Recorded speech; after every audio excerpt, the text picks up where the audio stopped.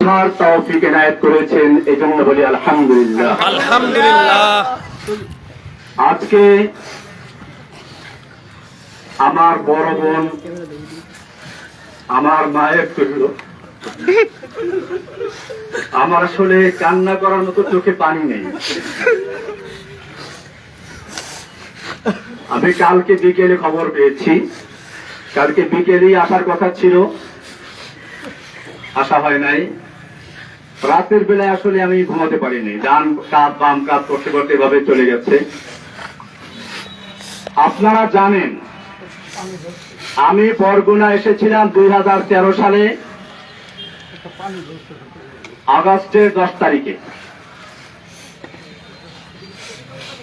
বাংলাদেশের বুকে, বাংলাদেশের জনগণের বুকের উপরে একটা স্বৈরাচারী শাসক জগৎপাল পাথর বসেছিল। আমি তার একটা বক্তব্যের প্রতিবাদ করেছিলাম। সে বক্তব্য দিয়েছিল, মা দুর্গা দেবী প্রতি বছর কোন না কোন বাহনে চড়ে আসে, এবার এসেছে গজে চড়ে, আর গজে চড়ে আসলে দেশে ফসলে ভরে যায়। আর বাস্তবে তাই হয়েছে, এবার ফসল বেশি হয়েছে। একটা হিন্দু যদি কথা বলতে আমার কোন আপত্তি ছিল না, তাদের আকীদা তারা পেশ করবে। বাংলাদেশের 18 কোটি মুসলমানের নেত্রী এই দেশে বসে যে আকীদা পোষণ করেছে, আমি বলেছিলাম মক্কার আবু জাহেল আবুল হাবদা আকীদা ভালো ছিল। মক্কার আবু জাহেলরাও বিশ্বাস করত, কোরআনে স্পষ্ট বলেছে, ওয়ালাইন সালতাহুম মান খালাকাস সামাওয়াতি ওয়াল আরদ। হে নবী, আপনি যদি মক্কার আবু জাহেল আবু লাহাবদেরকে জিজ্ঞাসা করেন কে সৃষ্টি করেছে আসমান এবং জমিন, ওয়ালাইন সালতাহুম মান নাযালা মিনাস সামাই মান, যদি মক্কার আবু জাহেল আবু লাহাবদেরকে আমি জিজ্ঞেস করো কে আসমান থেকে পানি বর্ষণ করে, ফাহিয়া বিহিল আরদ মিন বাদি মাউতিহা, অতঃপর সেই পানির মাধ্যমে মৃত্যু জমিনকে জীবিত করে ফসল উৎপন্ন করার শক্তি দেয় কে? আল্লাহ বলছেন লায়াকুলুন্নাল্লাহ। মক্কার কাফেররা অবশ্যই বলবে যে আল্লাহ এগুলো সব করেন। যেখানে মক্কার আবু জাহেল আবু লাহাবরা পর্যন্ত বিশ্বাস করত বৃষ্টি দেওয়ার মালিক আল্লাহ, রিজিক দেওয়ার মালিক আল্লাহ, সেখানে বাংলাদেশের মুসলমান দেশের প্রধানমন্ত্রী বলেছিল মা দুর্গা দেবী গজে চলে এসে বলে ফসল বেশি হয়েছে। আমি তার প্রতিবাদ করেছিলাম, তার হিংসার কারণে আমাকে গ্রেফতার করেছিল। আপনারা জানেন আমার জামিন হয়েছিল, আমাকে হাইকোর্ট থেকে জামিন দিয়েছে, কিন্তু হাসিনার কোর্ট আমাকে জামিন দেয় নাই। আমাকে জেল গেট থেকে নিয়ে 2 দিন রেখে আবার গ্রেফতার করে ভিতরে দিয়ে দেয়। এখন আমি সেই মামলায় কারারুদ্ধ আছি। ভাইয়েরা আমার, আপনারা জানেন আমি ঈদের সময় বাড়িতে বেড়াতে এসেছিলাম। আমি কোন দল করি না, আমার প্রত্যেকটা লেখা এবং বক্তব্যে বলা আছে আমি একজন মুসলিম। কোরআন আমার পরিচয় দিয়েছে, হুয়া সাম্মাকুমুল মুসলিমিন। আমি সেই মুসলিম পরিচয় দিয়ে চলেছি। আমার নামে একটা দল তৈরি করে কখনো বলা হয় আমি একটা আধ্যাত্মিক নেতা, কখনো গুরু, কখনো প্রধান, কখনো আরো কি। সাংবাদিক ভাইদেরকে আমি জিজ্ঞেস বলতে চাই, আপনারা ভালো করে দেখুন, জসিমউদ্দিন রহমানী গ্রেফতার হওয়ার আগ পর্যন্ত আনসারুল্লাহ বাংলা টিমের কোন দলের নাম কোন গানেও শুনে নাই। আমি চ্যালেঞ্জ করে বলি, বাংলাদেশে আনসারুল্লাহ বাংলা টিম নামের কোন দল নাই। এটা শেখ হাসিনার তৈরি করা। আপনারা জানেন সূরা কসাসের শুরুতে পড়বেন, কোরআন বলছে ফেরাউন সম্পর্কে আলোচনা। সেখানে বলেছে ফেরাউন কি করত, ওয়াজআলা আহলাহা শিয়া। ফেরাউন তার জাতিকে বিভিন্ন দলে দলে বিভক্ত করত। ইয়াস্তাযইফু তাইফাতাম মিনহুম, তাদের একটা গ্রুপকে সে দুর্বল করে রাখত। শেখ হাসিনা সেই ফেরাউন, এই যুগের ফেরাউন হাসিনা বাংলাদেশের জনগণকে কেউ রাজাকার, কেউ আনসারুল্লাহ, কেউ অমুক তমুক বিভক্ত করে সে তার শাসন চেয়েছিল। আপনারা জানেন এই সর্বশেষ যে আন্দোলন, এটা কোন দলের আন্দোলন ছিল না, এটা ছিল বাংলাদেশের ইতিহাসে এমন এক আন্দোলন যেখানে হিন্দু, মুসলিম, বৌদ্ধ, খ্রিস্টান, ছাত্র, মাদ্রাসা ছাত্র, আলিয়া, কওমিয়া, ডানপন্থী, বামপন্থী কোনো ভেদাভেদ ছিল না, সব একাকার হয়ে ময়দানে অবতীর্ণ হয়েছিল। আপনারা জানেন, আমার মনে পড়েছে জেলখানায় বসে যেদিন শুনলাম হাসিনা পালিয়েছে। আলাম তারা কাইফা ফাআলা রাব্বুকা বিআসহাবিল ফিল, আল্লাহ বলছেন আপনি কি দেখেন নাই হাতি বাহিনীর সাথে আল্লাহ কি আচরণ করেছিলেন? হাতি বাহিনী হাতি হাসিনা নামাতে চেয়েছিল, সাজু আজান নামিয়ে দিয়েছিল। আল্লাহ বলছেন আলাম ইয়াজআল কাইদাহুম ফি তাদলিল, তার এই জঙ্গি জঙ্গি খেলার চক্রান্ত আল্লাহ কি ব্যর্থ করে দেন নাই? ওয়া আরসালা আলাইহিম তায়রান আবাবিল, আল্লাহ বলছেন আব্রাহাকে ধ্বংস করার জন্য ঝাঁকে ঝাঁকে পাখি পাঠিয়ে দিয়েছিলেন। তায়রান মানে পাখি, আবাবিল মানে ঝাঁকে ঝাঁকে। আমার দেশে বলা হয় আবাবিল পাখি।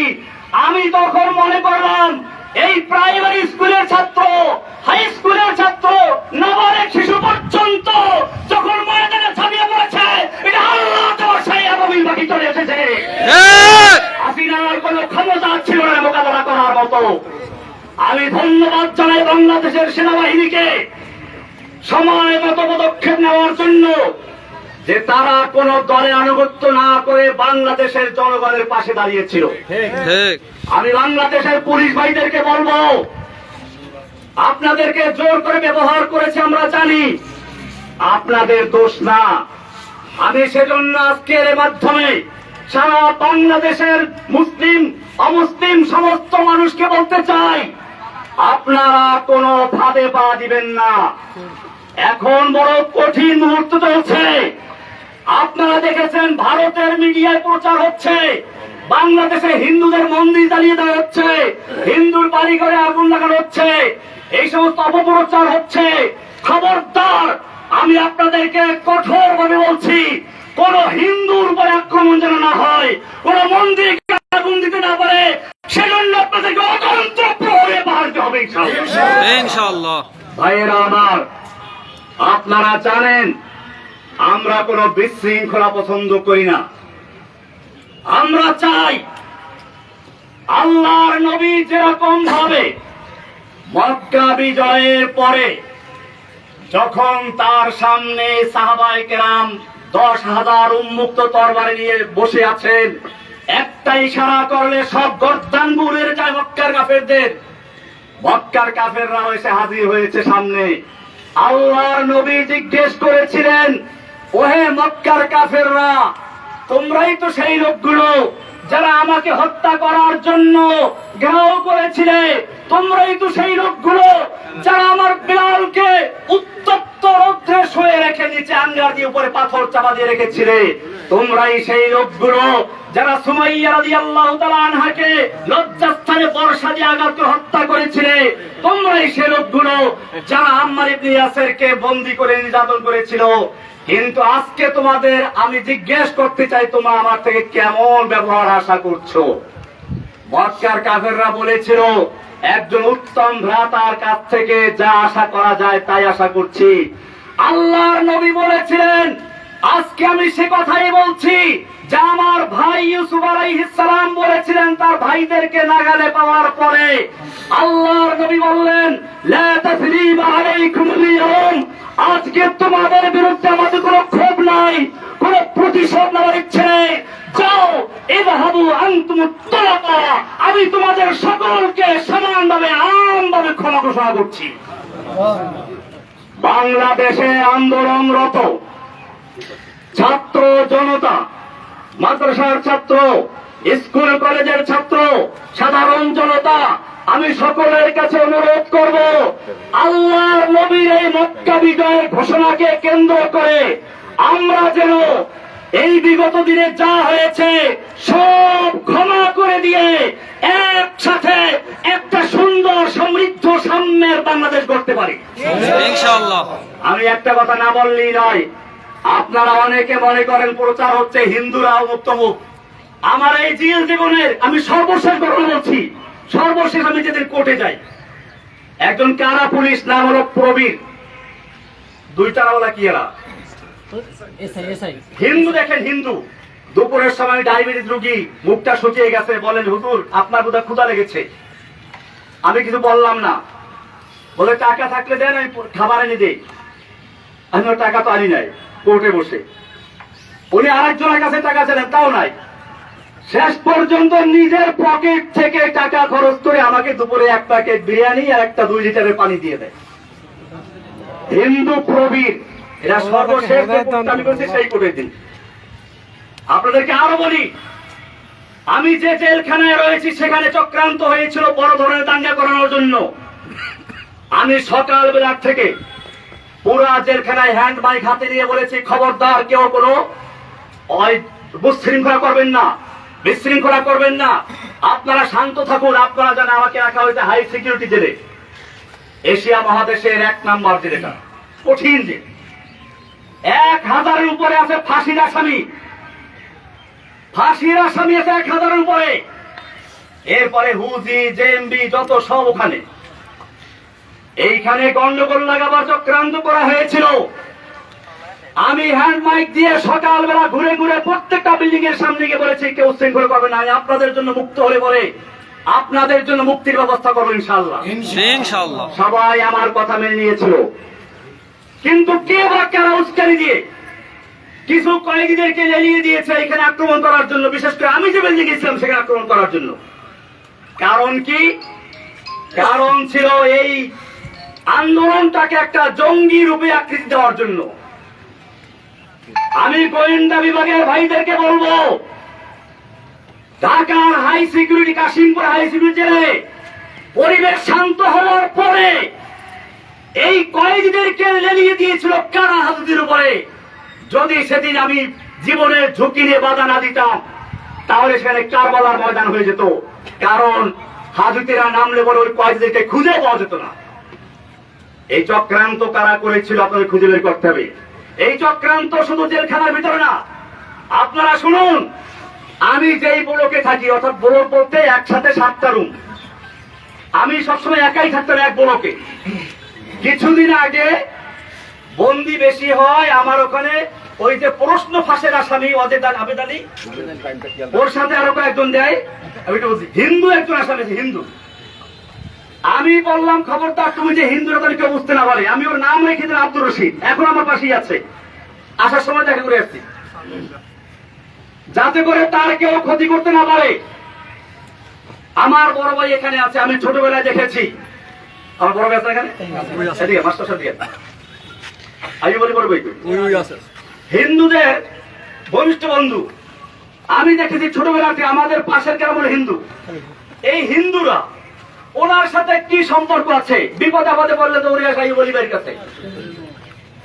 এইভাবে আমরা পারিবারিক ভাবে হিন্দুদেরকে কখনোই পর মনে করি নাই।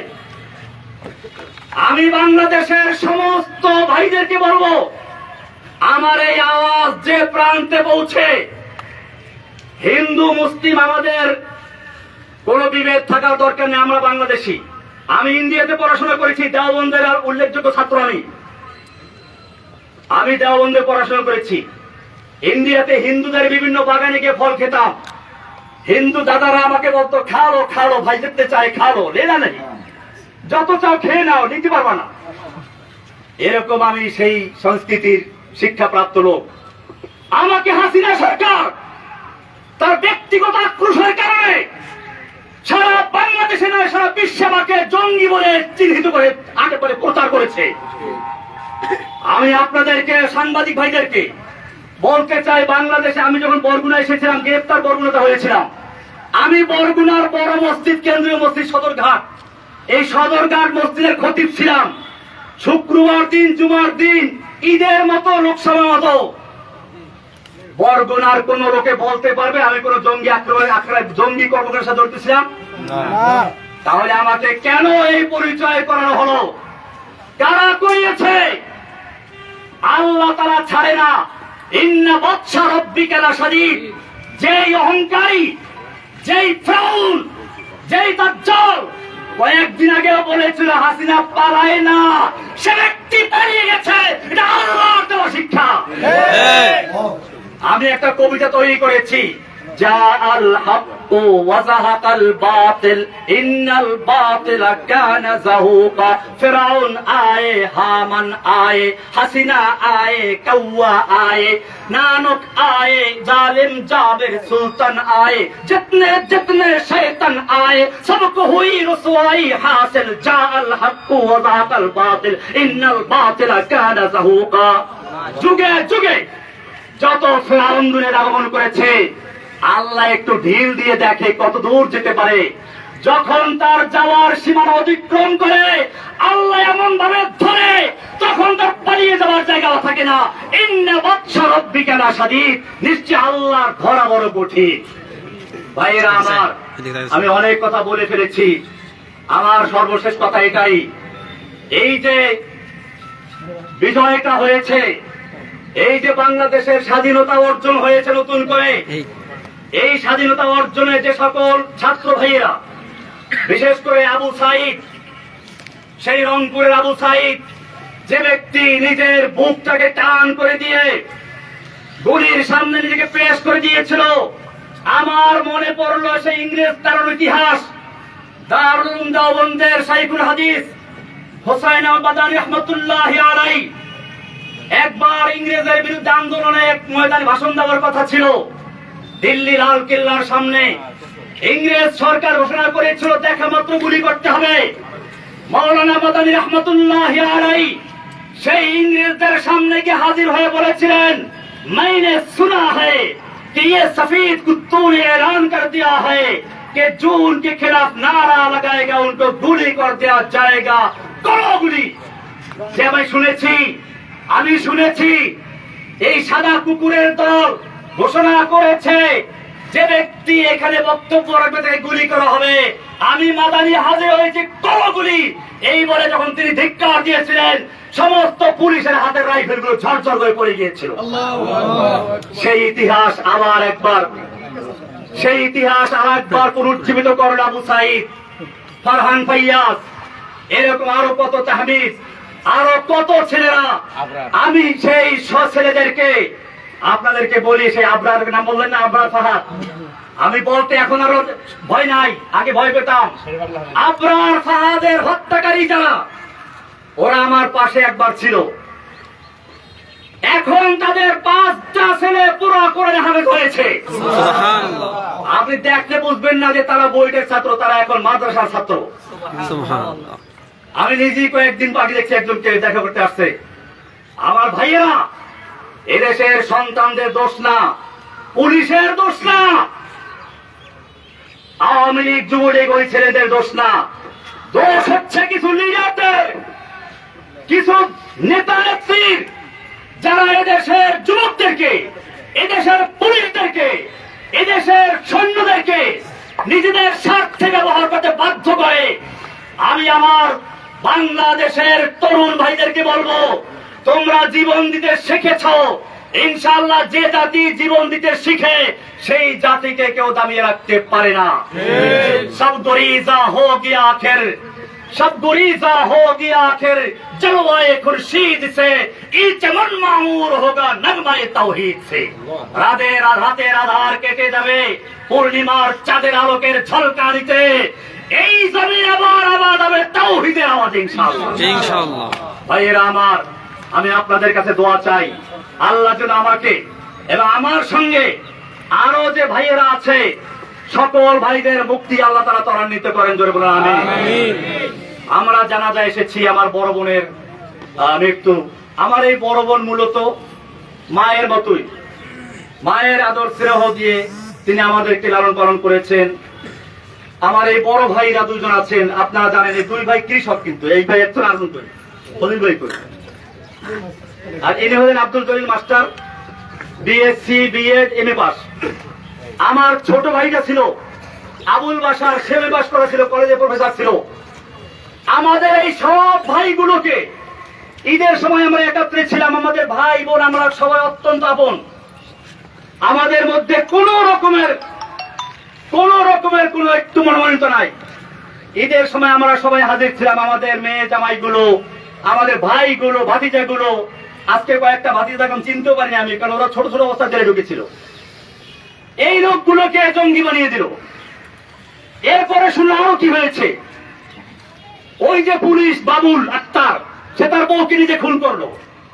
সে বললো কি যে আমি জঙ্গি আঙ্গি করতাম, সেজন্য আমার উপরে জঙ্গি আক্রমণ করছে। এরপরে সারা বাংলাদেশে গ্রেফতার করলো। আবার সেই সময় আমার এই কৃষক দুই ভাইকে ক্ষেতের থেকে ধরে গ্রেফতার করলো। আমার এই ভাই জলিল মাস্টার বরগুনার একজন নাম করা হেড মাস্টার, আজকে কত 11 বছর পর্যন্ত মামলার কোন বিচার নাই। মামলার বিচার করবে কি? এই মামলা তো হাসিনার নির্দেশে হয়েছে, এই মামলার কোন এভিডেন্স নাই, সেজন্য মামলা দ্বারা রয়ে গেছে, আজ পর্যন্ত বিচার শুরুই হয় নাই।